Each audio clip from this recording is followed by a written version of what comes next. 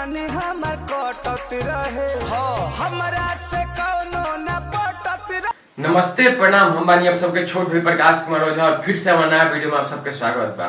और फिर से नया वीडियो में लेके आ चुकल बानी प्रमोद प्रेमी एक अपन गाना लेल बड़ा, जोन गाना के नाम बा राही में सियाही। पहले एक बार लाइन सुनिए। तया के राही में सियाही खलास खइले। और बात कर गाना के वीडियो के बाद, तो वीडियो उतना खास नहीं है, लेकिन गाना में हमारा कुछ लाइन बहुत अच्छा लागल और बहुत अच्छा लाइन प्रियांशु सिंह भैया पीछे से बोल रहे बड़े। सबसे खास तो एक बार पहले गाना के लाइन सुनी, एक बार फिर से सुनी गाना के लाइन। आगे के भई एगो क्लास में के लड़की। और बात कोई जन प्रियांशु सिंह, जोन गाना में एक म्यूजिक बड़े बड़े प्रियांशु सिंह, और ये गाना आइल बा सबसे बड़ा कंपनी भोजपुरी के वेब म्यूजिक से गाना आइल भाई।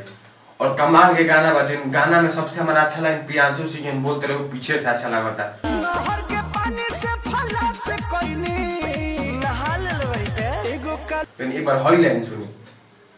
प्रियांशु लाडू से दो गिलास लइनी हमरा के छोड़ देले एगो। और बहुत जगह जन प्रियांशु सिंह बोलने पड़ा वो बहुत हमारा अच्छा लगा था। प्रमोद प्रेमी से ज्यादा जो प्रियांशु सिंह बोले पड़ा वो अच्छा हमारा लगा था।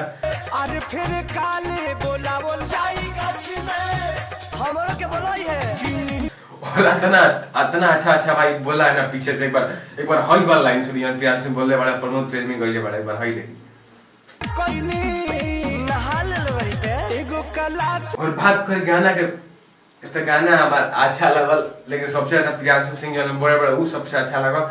और कमेंट में बताइए प्रियांशु सिंह का अच्छा लगल या प्रमोद प्रेमी का अच्छा लगल। हमारे सबसे ज्यादा हंसी में पड़ता है गाना के प्रियांशु सिंह पीछे से बोल रहे वो सुन के फिर का कइले कोनो निमन से ना पट वो हंसी पड़ता। कमेंट बताइए गाना कैसन बा। गाना के नंबर के बात करी तो हम गाना के नंबर 10 में से 8 देम अपन एथी से। और प्रमोद प्रेमी का हमारा गाना बहुत अच्छा लगा जो हर एक का बोलता। और लेकिन ये वीडियोग्राफी थोड़ा सा नरम टाइप के बाद, लेकिन और जो गाना में वीडियोग्राफी कर ले वो अच्छा रहेला। इतने कुछ कमजोर लगल वीडियो में। और चलिए बताई ये गाना कैसे बा, गाना के कौन नंबर देम। चलिए धन्यवाद, मैं तनी से नया वीडियो में लेके जय हिंद।